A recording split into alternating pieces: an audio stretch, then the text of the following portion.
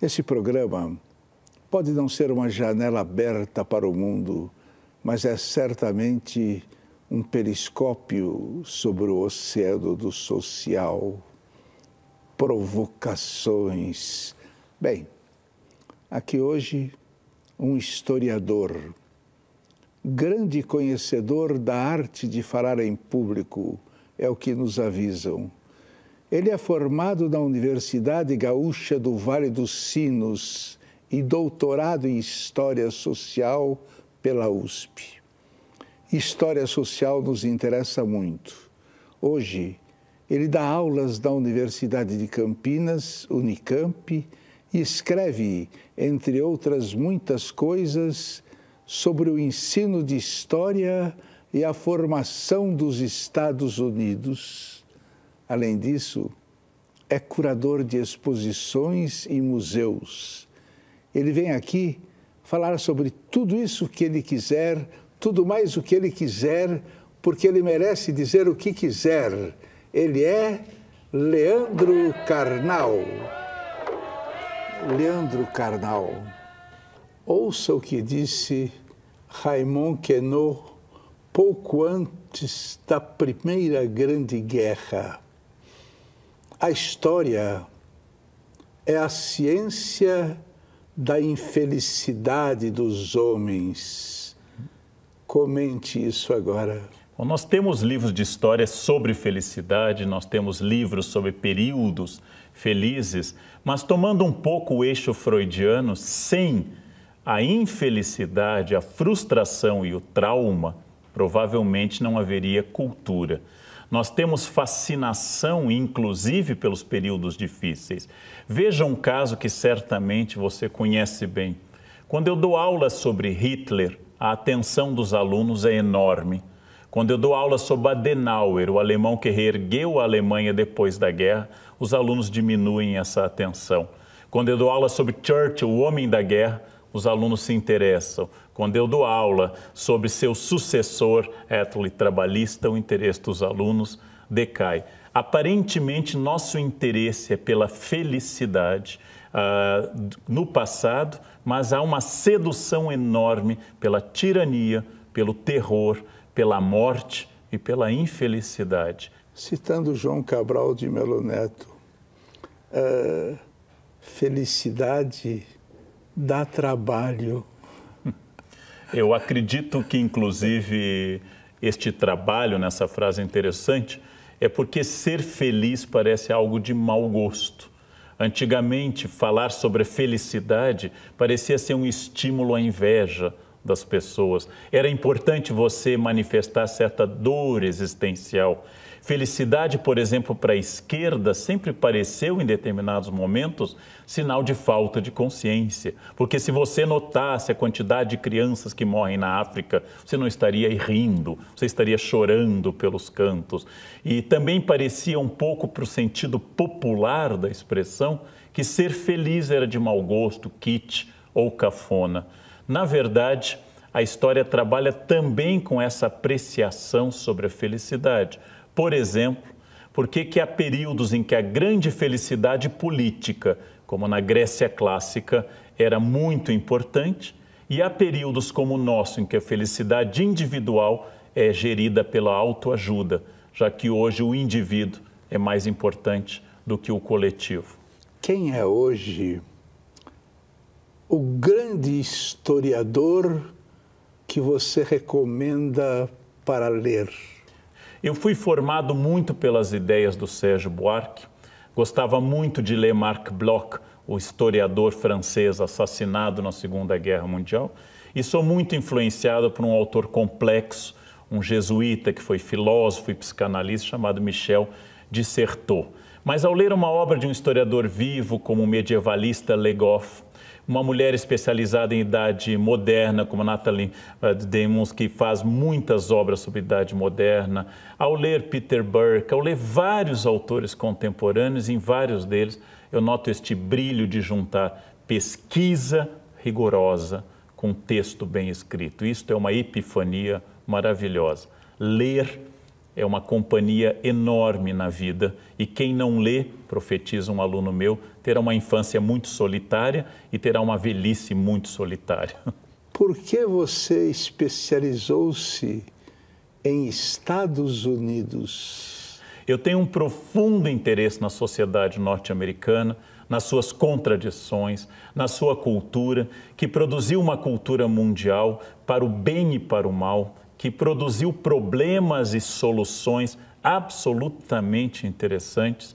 Conheço a sociedade americana relativamente bem, conheço a história americana relativamente bem e tenho uma fascinação por essas ideias como o cinema, como o rock, como a ideia de fronteira, como o imperialismo, como toda essa produção americana que nos influencia tanto. Os americanos causam paixões, às vezes porque a crítica é justa diante de ações execráveis do imperialismo americano e às vezes porque há muito ressentimento e inveja do sucesso norte-americano também. Olha, eu acho que os Estados Unidos é uma potência falsa. Vive devendo ao mundo todo e é muito imponente. Drones são artifícios morais? Os imperialistas na história, romanos, assírios, Carlos Magno, ou então os norte-americanos, que o conceito seja muito diferente em cada época, nunca foram suaves. Os impérios são violentos. Os horrores do rei Leopoldo na Bélgica, as ações genocidas exercidas pela Inglaterra no Afeganistão, a barbárie dos Estados Unidos no Vietnã, todos os imperialismos são absurdamente violentos. O que ocorre nos últimos anos é que o imperialismo, além de violento, está ficando também um pouco hipócrita, porque ele não quer mais matar seus cidadãos, mas só os outros. O drone é uma capacidade absolutamente Pôncio Pilatos de lavar as mãos completamente e matar pessoas sem o peso da morte dos agentes dessa questão.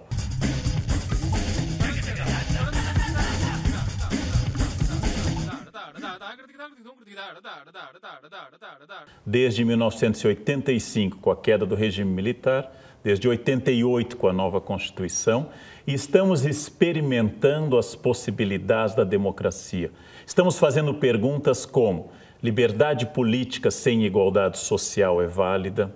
Estamos fazendo a pergunta: ampla abrangência eleitoral com grande poder de empresas é algo que realmente é importante? Questões ecológicas e pessoais são tão importantes como partidos e ideologias e assim por diante. Estamos fazendo perguntas muito interessantes, às vezes com resultados difíceis, mas a democracia é uma experiência permanente, porque ela é absolutamente a capacidade do ser humano integrar a diversidade. Na história social do Brasil, o que mais mexe com os teus males da alma? Eu acho que temos resolvido vários problemas no Brasil, mas não temos nem tentado resolver o problema da educação básica, me incomoda muitíssimo. O desperdício de talentos, de jovens brilhantes na escola, que diante de escolas caindo aos pedaços e professores desmotivados, estes jovens perdem toda e qualquer vontade disso. Esta é uma questão importante e um nó para o nosso desenvolvimento. Nós resolvemos várias questões e não resolvemos essa. E a outra que está sendo atacada em várias frentes, mas é resistente e que me perturba muitíssimo, é ainda a existência do racismo no século XXI. Racismo é, de longe, o pensamento mais irracional e imbecil produzido pela espécie humana.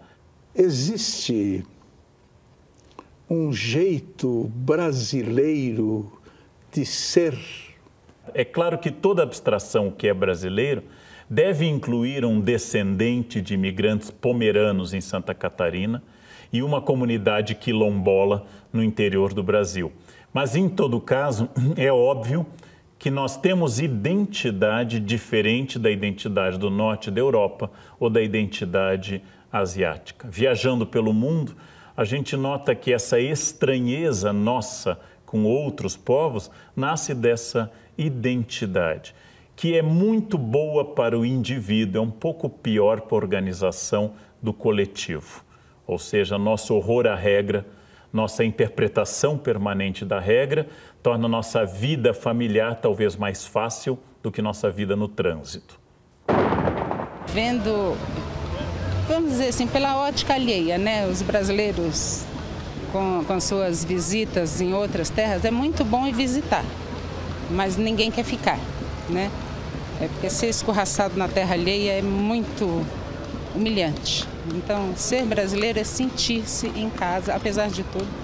Então, eu conheço os meus corruptos, eu conheço os meus amigos, eu conheço o mau funcionamento do meu estado, né? O estado federal, e também conheço como fazer a coisa andar. Eu estou na minha terra, com a minha língua, com os meus acessos.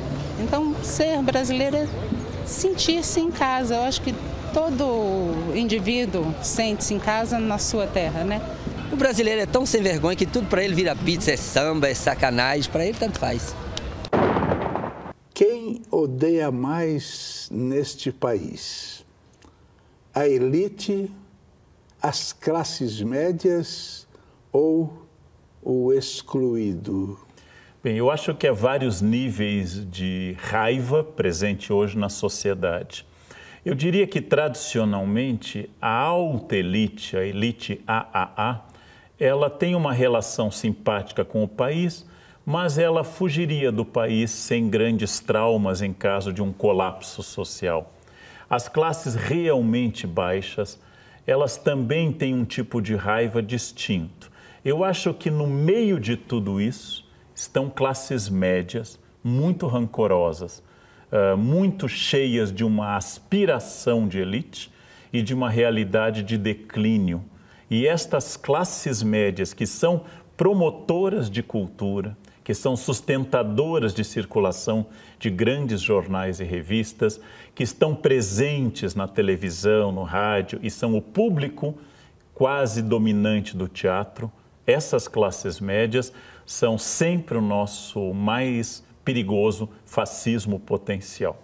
Você é daqueles que acham que o novo Papa vai resolver todos os males do mundo? Eu acho que ele não conseguirá resolver todos os males da Cúria Romana. E se ele começar a tentar resolver, é possível que a velha solução do papado, exercida tantas vezes, de abreviar seu sofrimento neste mundo, seja feita de forma mais intensa. Mas, sem dúvida, como espelho da Igreja e como garoto propaganda principal de uma instituição com 2000 anos, ele tem muita importância. E pequenos gestos ou grandes gestos afetam muito. Mas eu cheguei àquela idade que sabe que a chegada de um novo diretor à escola, cheio de ideias, brilhando de entusiasmo, ressurgindo como uma fênix dentro das suas ideias, é algo que vai mais ou menos até abril ou maio. E depois a realidade da escola, dos alunos, dos pais e dos professores submerge essa pessoa. Mas também sei, como historiador, que a história é feita por homens. E as mudanças na história foram feitas por homens, lideranças e outros tipos de procedimentos sociais. Então, este Papa pode fazer muita coisa, mas a Igreja tem sobrevivido tanto a Alexandre VI quanto a João XXIII, tanto a conservadores como Pio IX, como pessoas como Francisco I. A Igreja sobrevive até aos seus dirigentes.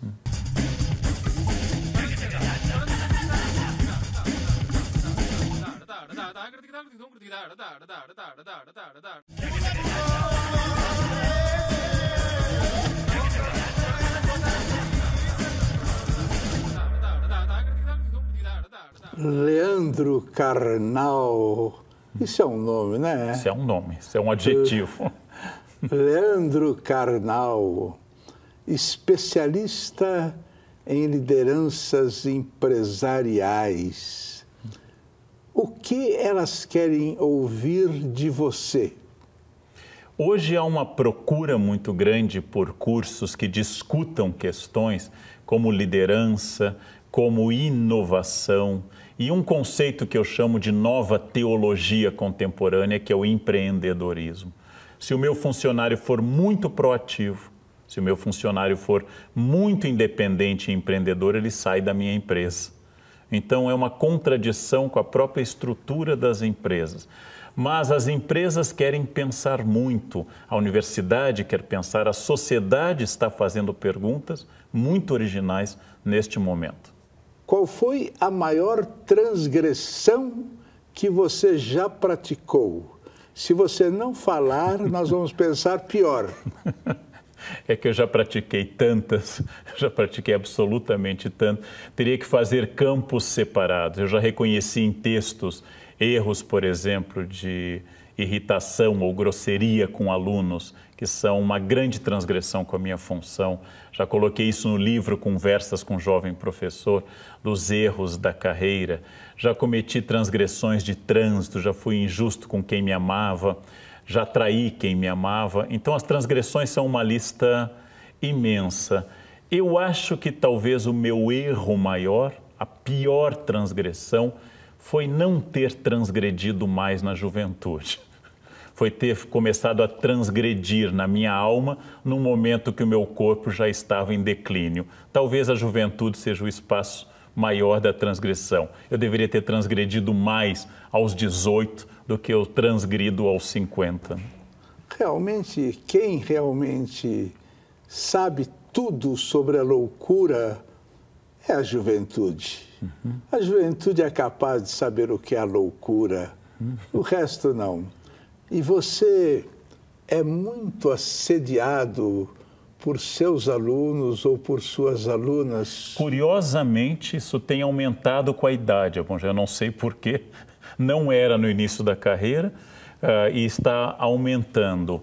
Eu acho que é um procedimento natural. A função de alguém que exerce conhecimento e tem autoridade é uma função sedutora. Você mente. Bastante. Eu acho indispensável a vida social. Como é que você gostaria de morrer? Eu gostaria, dizem... No hospital, com aquele negócio assim, não? Não. Como eu pego muito avião, eu sempre acho que a morte ideal é no avião, porque não resulta em paraplegia. A morte do avião é rápida e não é problemática. Os gaúchos diziam desde o século XIX que só há 2 lugares para um gaúcho morrer, em cima de um cavalo ou dentro de uma mulher. Mas as duas coisas são próprias do século XIX. Eu acredito que gostaria de uma morte rápida, sem doença e de preferência não muito no futuro. Gostaria de que não virar um homem com 120 anos e ainda vivo, mas com condições mais baixas. Porém, já me disseram que este amor gorduroso à vida, como diria Fernando Pessoa, como um Falstaff, como uma personagem shakespeariana, ele vai aumentar. E quando chegar a hora H, eu vou me pegar a vida, independente do estado físico que eu estiver. Uma última pergunta para acabar a nossa diversão. Leandro Carnal,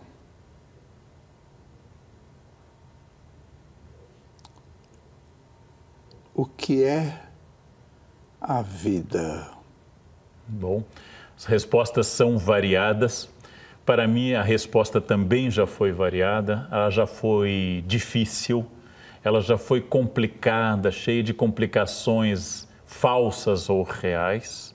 Hoje é um momento muito melhor, porque a maturidade me trouxe neste momento uma estabilidade pessoal para poder colocar as coisas em perspectiva. Então, hoje a vida para mim está junto às pessoas que eu amo.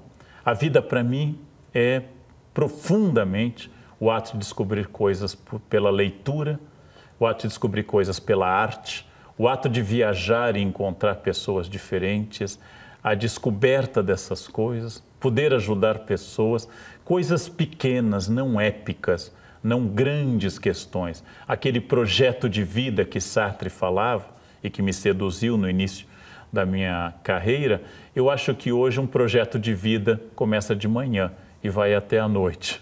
e se recupera ou não no dia seguinte. Mas essas pequenas coisas, hoje eu me permito. Há alguns meses passando por uma casa e vendo um pé de ipê amarelo, inteiramente coberto de flores, eu parei o carro, desci e fui fotografar o ipê. Isso eu não faria há 30 anos. Poder fazer isso, olhar sobre um ipê em flor, neste momento é minha resposta. A vida é feita dessas pequenas e aparentemente banais coisas que me deixam feliz, como fotografar um ipê em flor em pleno apogeu desta floração. Leandro, o que é a vida? Again? Não cheguei ao ponto que eu acho que é isso. Por exemplo, está tentando me definir diante da sua pergunta, me esforçando para achar uma palavra ou uma frase de improviso sobre algo que eu não tenho domínio ainda, porque provavelmente me falta, Antônio, a última de todas as descobertas, a mais densa de todas, que é a morte.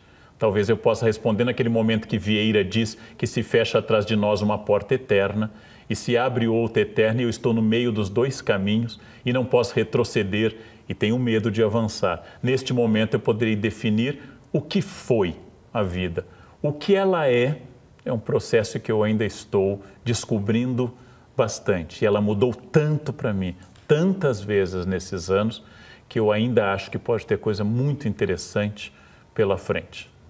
Tá bom, então vamos aqui dar um abraço, que a única coisa falsa desse programa é um abraço. Fotografa você e claro que não sairá nunca nos jornais, porque não sai nem a fotografia.